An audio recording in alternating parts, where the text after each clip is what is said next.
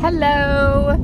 I'm just leaving Kyle Cease's workshop at Omega, and I'm going to look at the road so I can be responsible. My phone is not touching me, so I'm getting to be a responsible driver. I had to share a few things. One is I did commit to making a video a day. Whether I post them or not, no big deal. They're for me, really. And if it feels right for me to share, because maybe it'll be helpful to other people, I will. But I like that I made that commitment because I feel like it's going to keep me processing my stuff and being authentic and being real and taking care of myself, really. This morning at the workshop was amazing.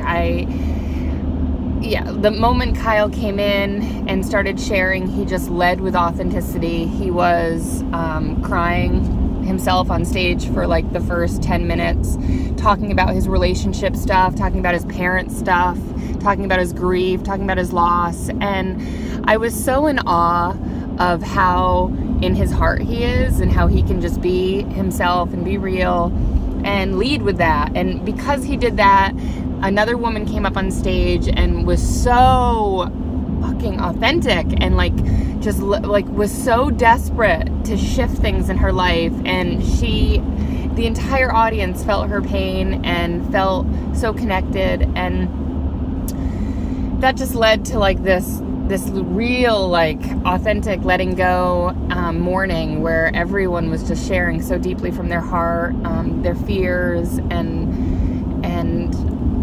what they want. And I was so grateful for this morning. And now I'm leaving and I'm feeling really in my body, which is awesome. And I'm about to go climb on the top of a mountain. I'm going to Mountainside for the Memorial Day hike, and that feels really good to me. And I feel like, there was resistance, I don't want to go to work. But the other part of me was like, God wants me to be on a mountain, so let's do that. And I know it'll be beautiful. I had an insight come to me this morning that I feel very, really vulnerable sharing. Most of my life is based solely around female empowerment and self-care and taking care of yourself and making things happen and creating the reality that you want. And I was sharing yesterday, I'm really got that yang thing going on, that action, that doing, that making things happen. And I had this intuitive feeling come to me today in a meditation that I really, I know matters because it felt really expansive. It didn't feel like fear. It didn't feel like playing small. But it was still surprising to me. And what it was, and it brings tears to my eyes because I'm like, what is this? Is that I want to be like a housewife. I want to be like home, and I want to just be quiet and be with my kids and not work so hard. And it's funny because I do a lot of comparing myself to others, and I have a lighter schedule, and I have really fun jobs, and I have amazing work, and I've made my life about play.